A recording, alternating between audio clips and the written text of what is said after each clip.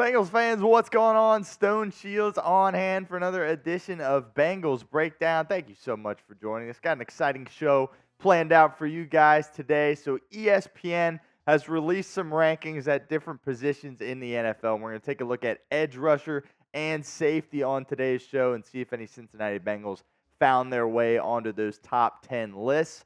And also, Chase Daniel, who's backup quarterback in the league for a long time, was a great backup quarterback, and is now an NFL analyst. He made some crazy, ludicrous comments about Joe Burrow's appearance on the Pardon My Take podcast a couple of days ago, so we'll dive into what exactly he said on that. So that's the show planned out for today. But before we get into that, I just want to remind you guys that we have a July like battle against our Browns channel. Now, I'm going to be honest with you guys. I think I hate Cleveland more than Baltimore or Pittsburgh. I mean, I really do not stand the Cleveland Browns. So let's beat them in this competition. And we've got a lot of battles going on with a lot of different channels. And obviously, we're a smaller channel here at Bengals Breakdown right now, so we find ourselves behind in a lot of these situations. But you guys have done an outstanding job, and it seems like you all are up for the task, and we've really put up some good numbers. So let's continue to do that. Let's like today's video. Hit that thumbs up icon so we can keep making more Cincinnati Bengals YouTube videos for you guys. All right, first discussion topic of today's show. Is Trey Hendrickson a top 10 pass rusher in the NFL? So executives, coaches, and scouts ranked NFL edge rushers, and they had Trey Hendrickson in at the number 9 spot. Now, I really like these kinds of rankings, right? Because throughout the offseason, the journalists and different people, the players even, put out their rankings, and, that's all good and well. But at this point, as you get closer to training camp, with training camp really on the horizon, you get some of these rankings from executives, coaches, and scouts around the league. And these are really the experts when it comes to this stuff, right? These guys know what they're talking about, so I always take these a little bit more seriously than some other rankings. So let's take a look at the top 10 edge rushers according to scouts, executives, and coaches around the league. They did an article with ESPN. Jeremy Fowler put the article out. They're kind of surveying different people around the league, talking to them, and this is what they came up with. So 1 and 2, obviously nightmares for the Bengals, right? Myles Garrett of the Cleveland Browns, T.J. Watt of the Steelers. Pretty clearly for me, those are 1 and 2, all right, in the league. However you want to put them, if you want to flip-flop them, Watt ahead of Garrett, that's fine. But it's pretty obvious to me that those two are 1 and 2, and they've obviously caused the Bengals a lot of problems. The 3 spot, Parsons, I think he's a little overrated here. I personally would have Crosby and Bosa ahead of him. But really, that top 5, I mean, those are some serious dudes on that left side of the screen there. Clearly, the creme de la creme of the league when it comes to edge rushers. Then you move over to the right side, and you see Trey Hendrickson at that 9 spot. It's about time. He's made this list. For whatever reason, he goes under the radar so much. But he's been an outstanding player for the Cincinnati Bengals. And as far as where he's at on this list, I really don't have any issues. You could argue he's 7 or 8, but as long as he's in the top 10, that's really what matters to me. So let's take a look at what Jeremy Fowler said about Trey Hendrickson, the fact that he was able to crack the list this year. He said, Hendrickson cracking the list for the first time is football justice and long overdue. The relentless pass rusher has made 3 consecutive Pro Bowls since joining Cincinnati as a free agent in 2021. Finishing this year tied for second in sacks with 17.5. He has posted at least 13.5 sacks in 3 of the past 4 seasons, and he's always close to the top in pass rush win rate. So we'll dive into that in a second, but first want to invite you guys to comment on the pinned comment of today's video. Go ahead and rank Hendrickson among the league's edge rushers. Whether you think he's top 10, outside the top 10, top 5 even. Let us know down in the comments section. That ad comes here on YouTube. That's fine. Take advantage of it. Go down in the comments and let us know what you think. Another quick quote here. This was from an anonymous NFC executive. Remember, these executives were a big part in coming up with this list. He said, not sure why he doesn't get more love. Very productive rusher, a pain to play against, and a good run player. Taking a look at what he's done the past couple of years, the last 3, obviously, in a Cincinnati Bengals uniform.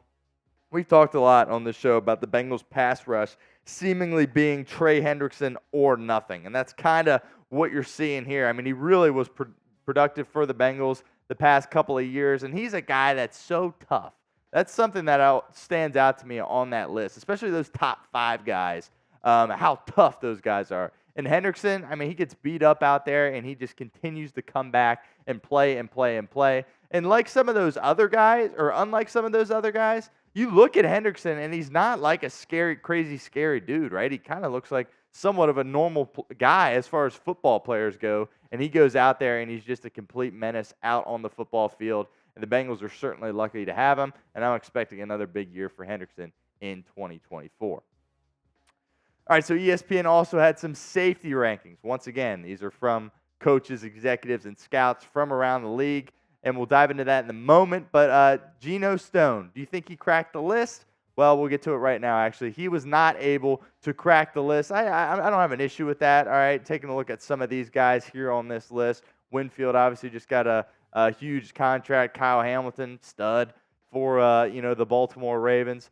Jesse Bates, man, that kind of brings a tear to my eye there, all the good years he had in Cincinnati. But I certainly think that Geno Stone will kind of remind us of Jesse Bates to an extent once we see him out there on the football field.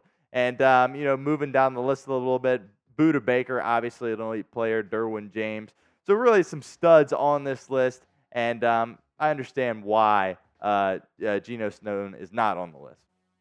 So like I said, I get why he's not on the list, right? He only has 19 starts in the NFL. And people forget he was a 7th-round pick out of Iowa. I mean, he was one of the best safeties in the league last year. And you happen to look and say, oh, wow, he was a 7th-rounder. So that is pretty interesting from that perspective. But also understand that it was Marcus Williams' injury that helped give him an opportunity, right? I don't think he was expected to be such a breakout player for Baltimore. That injury to Williams happened, and then he goes out there and he really does his job and does it really, really well. And keep in mind, he's only 25 years old, so he had a massive year last season, and I'm expecting an even bigger year for him in Cincinnati. He's just really entering his prime, and he's got a lot of good football ahead of him. Taking a look at what he's done over the past couple of years, that 2023 season last year obviously was massive.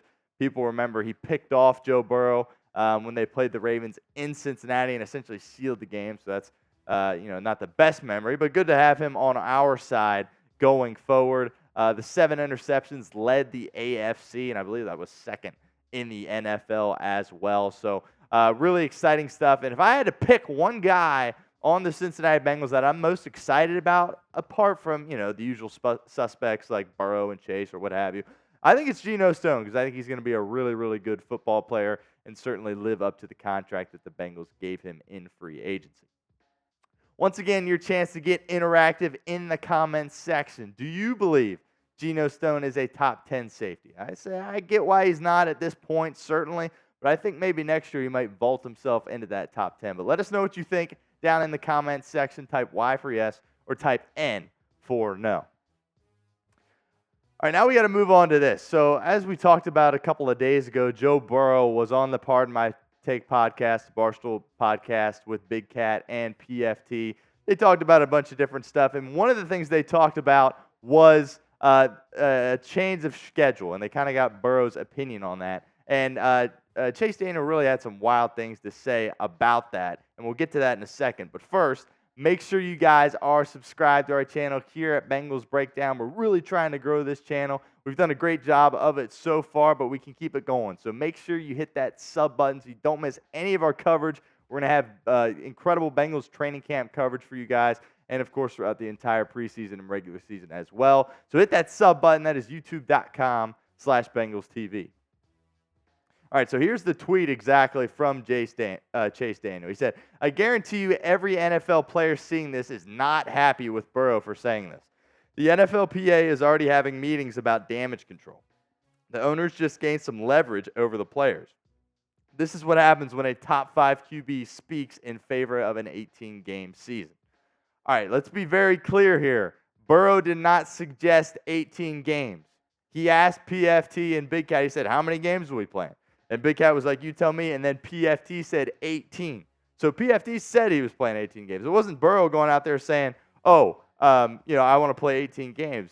His response to the question was after PFT said it was an 18-game season. And I really like some of the things he had to say after that. which we'll get into right here in a moment. But Chase Daniel really attacked Burrow for no reason in that regard, and I don't know if he didn't watch the clip or what, but I thought he completely blew that out of proportion. And Chase Daniel seems like a great guy, and he's done some great work as an analyst, but I really have no idea what he was doing when it came to that. But here was Burrow's schedule proposal. So he said if an 18-game schedule is the case, this would be his proposal. And I agree with a lot of this, by the way. He said 2 bye weeks. I think that makes sense. If you're going to 18 games, you need 2. You're already pushing it at this point with only having 1, right? And he said the first bye should be normal. So that means throughout the first part of the season, everybody is rotating bye weeks, right? Just like they do now. Some teams have it 1 week, other teams have it another, and it kind of rotates. So that stays normal. And then this is where, he went out on a limb a little bit here. And he said the second bye should be a Pro Bowl week towards the end of the year with only like 5 games remaining after that. And I like this.